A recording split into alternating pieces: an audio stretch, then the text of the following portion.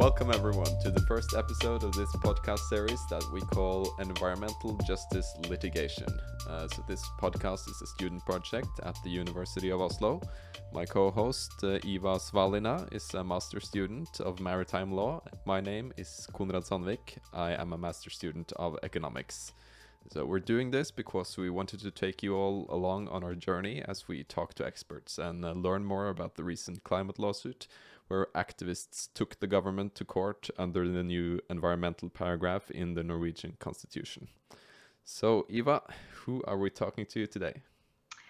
So today we are talking with the member of the Greenpeace Nordics, one of the plaintiffs in the case, along with the Nature and Youth. We are hoping that we will hear a little bit more about their motivation for starting this case and their comments. Do they think that it was worth it? So I think we can now kick off to the interview. So with us today we have Erlend Tellnes, campaign leader of climate lawsuits and oil at Greenpeace Norway. So thank you so much for being with us today, Erlend. Thank you for inviting me. I'm glad to join. It's a pleasure. So first off, can you just give us a short rundown from your perspective, maybe to someone that hasn't heard about the climate lawsuit before, what it was and how it unfolded? So the climate lawsuit we started it all the way, or started thinking about it all the way back in 2014. When the Norwegian constitution was amended and the environmental paragraph was strengthened with better text that made it kind of enforceable for us to use in the courts. We had been working on oil and climate for many years already to stop new drilling in the Arctic and for oil spills and climate change. But the amendments of the constitution that made it possible for us to also use a legal strand of work to stop more oil drilling. It took some time, but then 1 or 2 years later, we filed a case against the state, pledging that new oil drilling in the Arctic was in violation with Norway's commitments to reduce climate gas emissions and stop climate change. This went through the legal system, and last year we had a final judgment from the Supreme Court dismissing the case. So all in all, we lost a lot of the legal proceedings, but we can also say that we in some way won, because climate and oil is now a very important topic in the parliament elections and in the public discourse as such. So that would be, I think, the basics of a long campaign summarized in a very short time. But what would you say, what were the main goals you wanted to get out of this climate lawsuit? Yeah, so we had different things we wanted to get out of it. The most important was, of course, that we wanted to stop more oil drilling in the Arctic, as that is both a threat to the ecosystems and a threat to the climate. And then we knew from the start that the legal victory would be hard. It was not impossible, but we knew that this is uncharted territory, it's a new paragraph. No one ever filed a lawsuit like this before, so we didn't know if we would win, but we aimed for it, and that was one of the victories. We wanted to have a legal victory that would stop drilling, but we also wanted to use the case as a platform to change people's minds. So we wanted to use it to talk about climate, to talk about oil, and to talk about all these things in the kind of management of oil in Norway that are so wrong and that we need to change. And I think that part of the strategy has been very successful over the years. And as I mentioned before, like oil and climate is now a central part of the election campaign that just was, the parliament election in Norway. And I think this case is one of the reasons that has kind of been building up to become so important. Not the only one, but one of the factors. You said that you thought that it's going to be hard to win this case, but did that feeling change during the course of proceedings? Yeah, I think after kind of working with the case and developing the law and all of these things, I think we had a quite strong belief that we would win more than we did. And in the Court of Appeal, we had some strong victories. We didn't win everything, but on the matter of exported emissions, so the case that we are sending oil out, instead of like we're exporting oil and we're not counting the emissions from the oil when it's burned, that was more or less won in the Court of Appeal. So we did hope that we could get kind of from the start and from the city court to the Court of Appeal, we felt that we won a little bit more and a little bit more. And then we thought that, okay, now we're going to Supreme Court, and then we really had hopes that we could get even more there and maybe also win the matter of kind of is it illegal or not to drill in the Arctic. But but that did go the other way. So we kind of had a hit back again in Supreme Court, and that's the end station for the Norwegian legal system. So then that's where it stopped. And you're touching on something very interesting there, and we'll get back to that a little bit later as well. But first, I was wondering if you could tell us a bit more about the area, where the licenses were given, about the ecosystem and everything. Yeah, so it was given out 10 production licenses or exploration and production licenses in the Barents Sea, and a few further south, but we were focusing on the ones in the Barents Sea. Some of them were it's called Barents Sea Southeast, so that's the area closing up to the Russian border, and that's the first time for more than 20 years that there's been licenses in the completely new area when they were handed out. And there's a few licenses a bit further west, also in the Barents Sea. And several of them are kind of as far north as you can come on the Norwegian continental shelf. So they are something like 200 nautical miles from the tip of the Norwegian mainland, and close up to both the kind of ice edge and the polar front, that are two important ecosystems in the Barents Sea. So the ice edge is the area from where there is obviously ice to where there is no ice, so from 0% to 100% ice. And the polar front is where the cold water from the Arctic meets the warm water from the Gulf Stream. And both of these areas are important kind of feeding grounds for krill, for birds, for fish, and other animals that lives up there. And that makes an oil spill in that area much worse than many other places on the continental shelf or in the oceans. So that's why it was especially important to stop drilling there. And then, of course, for climate reasons, that the oil that they take up will lead to further emissions when it gets burned. That's a different question, but also means like an argument that goes for drilling also other places on the ocean. Yeah, so there are kind of two main parts to this. It's both it's a very delicate local area where such a thing as an oil spill could have very drastic consequences, but it's also the fact that we are reintroducing a lot of carbon to the atmosphere by pumping up the oil and selling it to be burnt in other countries. I was wondering if you have any insight as to how the government assesses the risk of extraction in an area and what they take into account.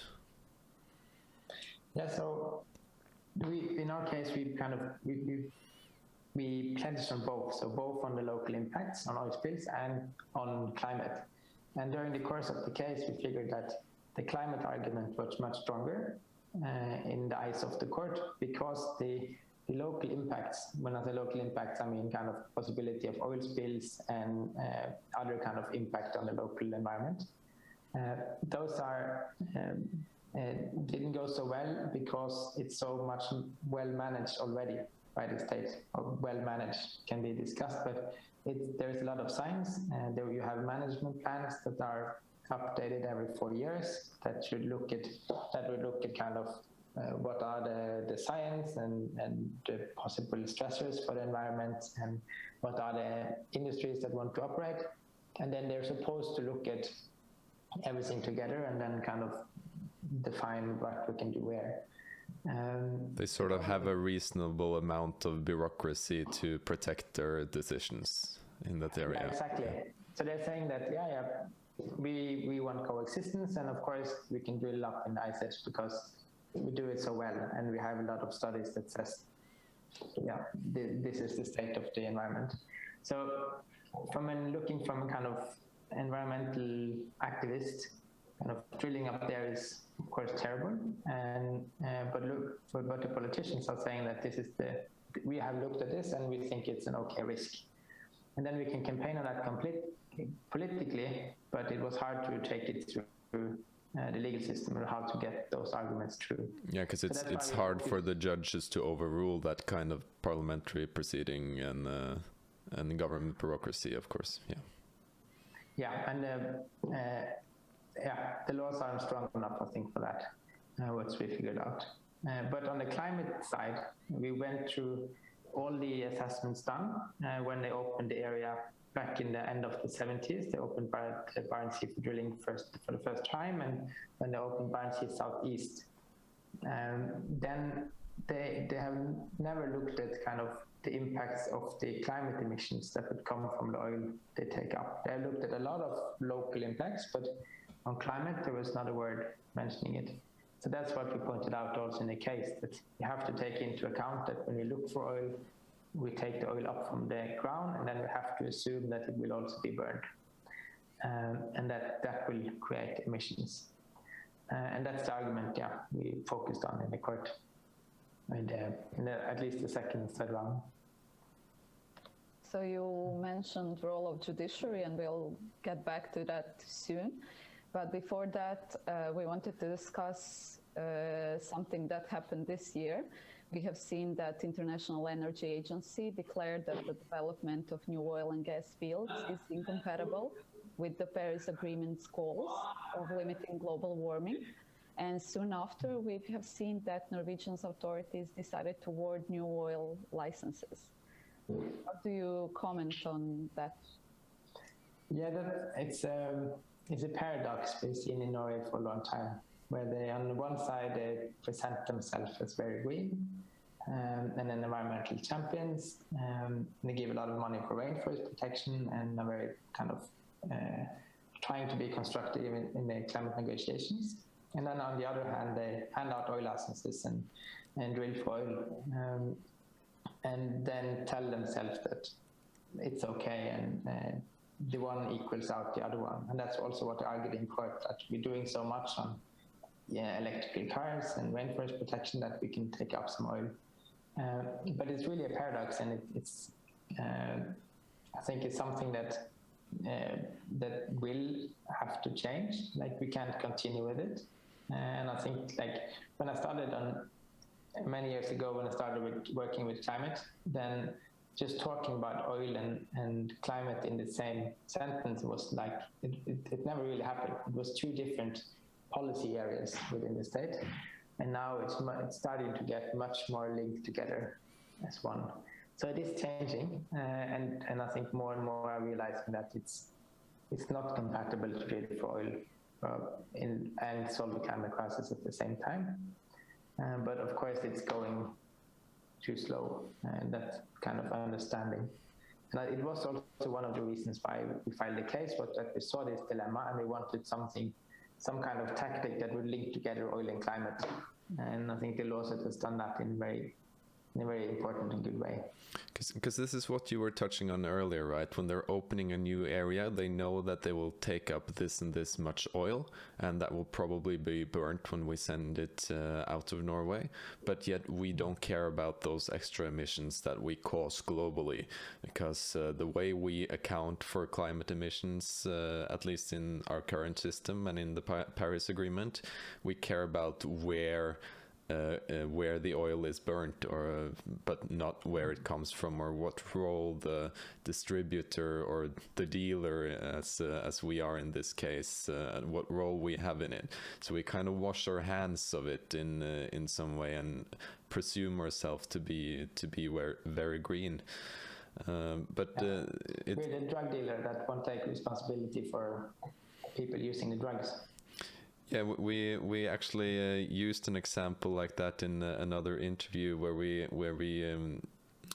took some inspiration from a lot of the environmental activists calling the world's need for oil an addiction, and talking about what if the Norwegian government had an amendment to the constitution where we say that we are trying to get a drug-free world, and look at how little drugs we are using in Norway, and then we're still dealing drugs to other countries. And if the Supreme Court would look at it the same way, that it is compatible to sell drugs even though we are committed to working against the drug-free world.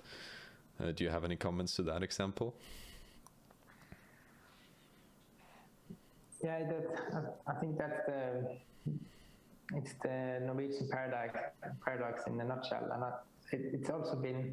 it's been a lot in the public debate now, and I think there's one part of that debate missing, because in the election there was this discussion and kind of, okay, because the argument against stopping oil is of course that will it have any impact? Like if we stop reducing, wouldn't someone else just produce more? And then we have seen no independent studies saying that it will not. Like there's been a study from RISTA, which was paid for by the oil industry, but apart from that, all the independent studies have said that it will have an impact. It's not one-to-one, but if we reduce our production, then it will be increased somewhere else, but not the same amount. So not everything will be replaced. But that's the one side. Like the other side of the debate that is maybe harder to calculate is kind of the political signals that will be sent by kind of Europe's biggest oil producer stopping to looking for oil. Kind of what will that do to the financial markets, to all the investors that are kind of looking at risks? What will it do to other governments? And kind of the public discourse as such. And that's much harder to calculate, but it's a very important kind of effect of an oil stop that should be, I think, more covered in the debate.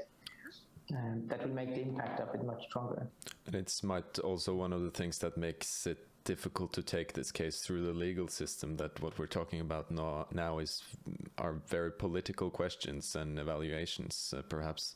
And I was wondering if you had any comments to people saying that Norwegian gas is something that helps alleviate the need for coal power in Europe, and therefore arguing that actually opening new oil fields where we find gas and oil is actually helping the environment. Yeah, I think gas can do that in a very short term, because gas differs from oil, because oil is used mainly for fuel and transport, while gas is used for electricity and heating. And then it directly competes, of course, with coal. So in the short term, yes, it could reduce some emissions because we could phase out coal.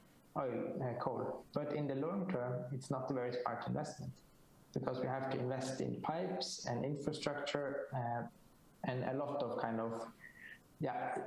big investments to kind of keep delivering gas. And the end station is not gas, the end station is of course renewables, and that is growing so fast. So why should we do a stop on the way? Why can't we just go kind of directly to renewables? That's the one side. And I think the other one is that I think gas has been used as an excuse for the oil companies they're saying like, yeah, we're looking for gas. But in reality, they're of course looking for oil because it's much more profitable. And then often when they drill, they get some gas and they get some oil. Until quite recently, they've just let most of the gas stay because it's not been really profitable. Now the gas prices has increased a bit. So now maybe it's more profitable in maybe middle-term length. But long-term, I think it will be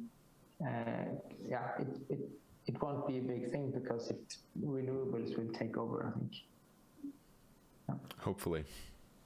Yeah, but I think that's the way we're going, and we're seeing, I don't have them here, but we're seeing the reports we produced that looks at renewables as already compete out gas in some places. So it's coming and it's coming fast, and hopefully fast enough.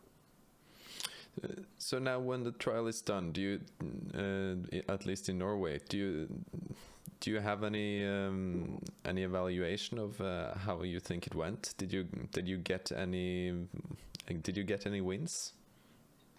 I think on the legal side, we didn't get everything we wanted. It was a real disappointment with the Supreme Court. But on the kind of changing people's minds, I think we got quite far. I think if you compare kind of how much oil and climate has been debated in the public when we started compared to now, it's a real change. And of course, the lawsuit is not the only thing that has made that happen. But I think it's been one important part of it, that because we have been able to talk about climate and oil repeatedly for several years and then kept it in the public domain. So I think on that side of it has been a real success, and something we should remember for later cases as well. But can you tell us a little bit more about proceedings which you started in front of the European Court of Human Rights, and what are you expecting from that? Yes, so we did file a complaint to that court, the European Court of Human Rights, and that's not solely based on the Norwegian Constitution, but it's based on the European Convention on Human Rights, Article 2 and 8. And that became possible because of the Agenda case, where they sued the state in the Netherlands and won, because the Netherlands state did not have strong enough climate targets. And that opened up for us to also put that into our case. So we have filed a complaint. We are aware that kind of around 90% of cases that are filed there are dismissed, but we still have a hope that it will be heard, and that they will kind of judge that Norwegian oil drilling is in violation with human rights, and hope that will have, of course, a strong impact on the Norwegian politics and how cases can be heard will be judged in the future. Of course, they don't have the jurisdiction to change the Supreme Court judgment, but they could be, a judgment from there can be guiding in future Supreme Court judgments. So it's still an important, I think, step, and it's very exciting to see if we will have our case heard or not. So it is hopeful to see that around the world some lawsuits are actually winning in front of the national courts, not in front of European courts, as you said, for now. So maybe we can expect new decisions of the Supreme Court in the future, which will be different and more in regard to those national courts in, let's say, Netherlands, which recognize the need for the state to act to change. I really hope so. And there was a wave of climate litigation cases that was filed around 2019. And of course, these cases takes many years to go through the systems, and we don't need to win all of them, but many of them are bold and they're asking for great things and for great changes. So if only a few of them are successful, then that could have a strong impact on the discourse for the climate policies and the politics also in many places. So it's a high hope that could change. But in Norway, I think because of kind of the defeat we had in the Supreme Court and the costs that we had with going through the legal system, I think it could probably go some years before we see a new attempt. But I think globally, this kind of the campaign with climate litigation is going fast, and it's just growing. Yeah, so with the limitations that the legal system has as like a tool for climate activism, where do you see the future of that, both in Norway and the rest of Europe, and how would you explain that as a part of the work that organizations like Greenpeace would do, for instance? Yeah, I think it's becoming a more and more important part of what we're doing. There's been a long tradition in Norway for using the legal systems. We saw it all the way back from the Alta case, many years ago, there was also a lawsuit, and we're seeing it now with anti-wind farm protesters, us using a climate lawsuit. There's been a wolf lawsuit. So it is happening, and I think the main obstacle is the costs and the financial risk that the organizations took on when they started, and that needs to be dealt with in some way to make it kind of doable to use legal systems. So because of that, I think we won't see maybe as ambitious lawsuit as the climate lawsuit was, but maybe we could see smaller ones happening around the country. Globally, I think it looks to me that it's growing. We have seen a lot of cases filed. There was a mention there was a wave in 2009, and there's also been cases after that. And soon we will starting to see results for these cases. And that could hopefully lay the ground for new cases or actual changes in the world. So I think that's what we're aiming at. Do you think this case was particularly hard to get through the Norwegian court system because of our history of being very dependent on oil in your history? Yeah, I think it's two-sided. One is that kind of it's not been done before. I think, I'm not sure if I mentioned it, but like in the city court, we were faced with kind of the debate, does this belong in the court or not? And we were labeled as an activist case. And that changed during the first year, that now it was accepted as a part of democracy. So that's the one, I think that's the one side that, it needs to be accepted. Can you repeat the question again? I forgot the second part. Yeah, if you think it was particularly hard to get this through the Norwegian court system because of our recent history of oil dependence. Right. Yeah. So one side is what I said, and that this is it's a new tool, and it needs to takes time to be accepted. I think the other side of it is that it was a very ambitious lawsuit. If you compare it to the agenda case we won, they were asking for kind of just saying that this is the climate targets of the Netherlands, this is what science says, the goals needs to be adjusted so they're strong enough. We took it one step further. We said that, okay, we have climate goals, we're part of the Paris Agreement, and that means that we have to stop oil drilling. So we're taking it from the goals and one step further into kind of an implementation on kind of what we should do to limit global warming.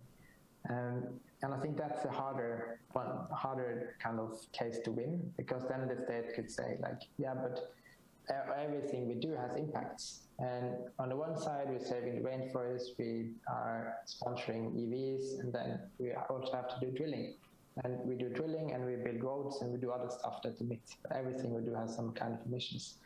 So it's a much harder argument to win, but also I think more impactful if you would have won.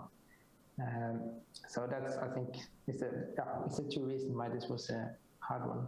It's kind of a follow-up to that. How would you say, what's your experience of being in a climate activist organization in a country like Norway that has the dichotomies of a lot of subsidies for EVs and still this booming oil look, I'm lost for words, sorry, this oil empire that will build our nation on these last times, and still presenting to the world as a very green, very renewable and environmental friendly country? Well, it's been an uphill battle. I think we realized quite early that it's a long fight. There's no shortcuts. The only way to change Norway is if we can change people's minds. And then there's a lot of fear. There is a lot of people working in the oil industry or are kind of in some way connected. And they would, of course, be skeptical to change. That's just human nature, kind of. If we're saying we want to shut down the workplace and do something else, of course they're skeptical. So it's been taking a lot of time to build that kind of narrative of where we are and where we have to go, and that is green shift. And I've seen it happen in other countries. Like New Zealand had a quite similar transition, not from a full state, but they kind of they had that climate awakening a couple of years ago that we're now seeing in Norway. So I think that we're getting there. It's not like hard in the terms of dangerous as it is to be an environmental activist in many other countries, but it's a long fight. Like it's not happening overnight.